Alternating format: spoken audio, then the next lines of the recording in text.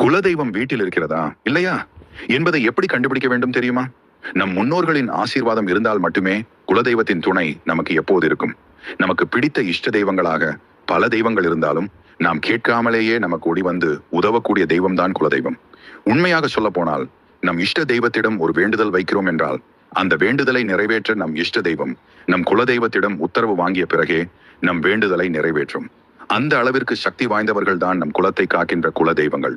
அப்படி நம்மை காக்கின்ற குலதெய்வங்கள் நம் வீட்டில் நமக்கு துணையாக இருக்கிறது என்பதை எப்படி தெரிந்து கொள்ளலாம்? பூஜை அறையில் தரையில் விழுந்து வணங்கும் போது ஏதாவது அதிர்வு ஏற்படுவதை உணர்ந்தீர்கள் என்றால் உங்கள் வீட்டில் குலதெய்வம் இருக்கிறது. வழிபடும் பொழுது பள்ளி சத்தமிட்டால் குலதெய்வம் உங்கள் வீட்டில் இருக்கிறது. அடிக்கடி பள்ளி சத்தமிட்டு கொண்டே இருக்கும்.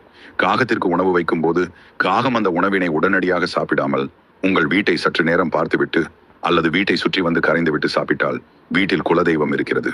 வீட்டில் ஏதாவது சுப நிகழ்ச்சிகள் குறித்தோ அல்லது நல்ல காரியங்கள் குறித்து பேசும்போது அதை பேசிய ஒரு சில மணி நேரத்திற்குள்ளாகவே உங்களுக்கு தெரிந்தவர்கள் யார் மூலமாக கோவிலில் இருந்து பூ கொண்டு வந்திருக்கிறேன், பிரசாதம் கொண்டு வந்திருக்கிறேன் என்று வருவார்கள்.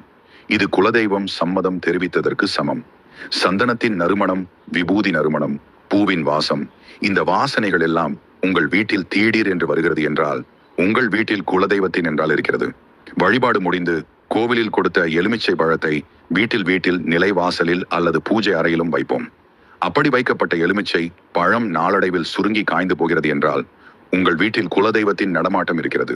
அதுவே எலுமிச்சம் பழம் சீக்கிரம் அழுகி போகிறது என்றால் இறை சக்தி இல்லை என்று அர்த்தம்.